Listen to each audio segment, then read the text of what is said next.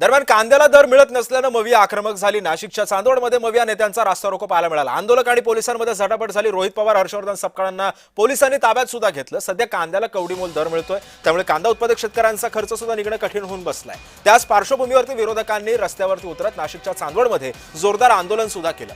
या आंदोलनामध्ये आमदार रोहित पवार, आमदार अंबादास दानवे, काँग्रेसचे प्रदेशाध्यक्ष हर्षवर्धन सपकाळ, हजारो शेतकरी सुद्धा सहभागी झाले होते। यावेळी आंदोलकांनी मुंबई आग्रा महामार्ग सुद्धा रोखून धरल्यानं वाहतूक ठप्प झाली। पोलिसांनी बळाचा वापर करत आमदार रोहित पवार, हर्षवर्धन सपकाळांना ताब्यात घेतलं। यावेळी आंदोलक मात्र आणि पोलिसांमध्ये सुद्धा चांगली झटापट सुद्धा झाल्याचं पाहायला मिळालं।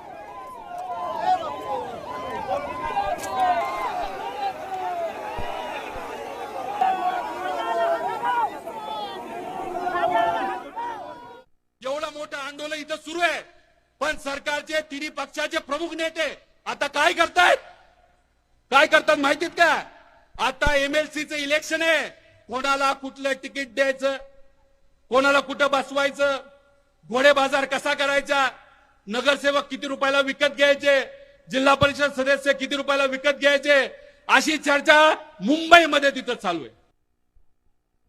कांदा उत्पादकांच्या मागण्यासाठी महाविकास आघाडीच्या वतीने चांदवड या ठिकाणी सुरू असलेल्या आंदोलनावर पोलिसांनी आणि सरकारने बळाचा वापर केलेला आहे।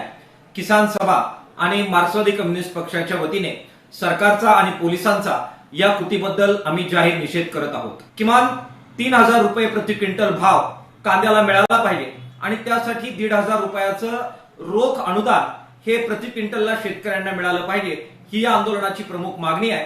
किसान सभेच्या वतीने पोलिसांनी ज्या प्रकारे हे आंदोलन हाताळलं त्याचा आम्ही निषेध करतो आहोत। हे आंदोलन आता व्यापक होईल, शेतकऱ्यांनी या आंदोलनात मोठ्या संख्येने उतरावं असं आवाहन शेतकऱ्यांना आम्ही करतो आहोत।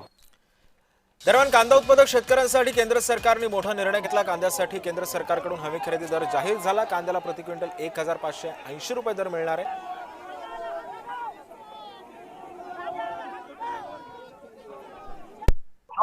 आज शेतीमालाला कुठल्याही प्रकारचा भाव नाही, कुठल्याही शेतीमालाला नाही, ना सोयाबीनला, मक्याला, ना कांद्याला।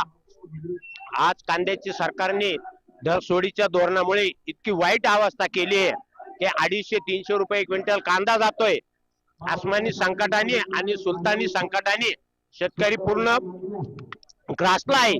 सरकारच्या दरसोडीच्या धोरणामुळे आज कांदा 250 ते 300 रुपये विकतोय।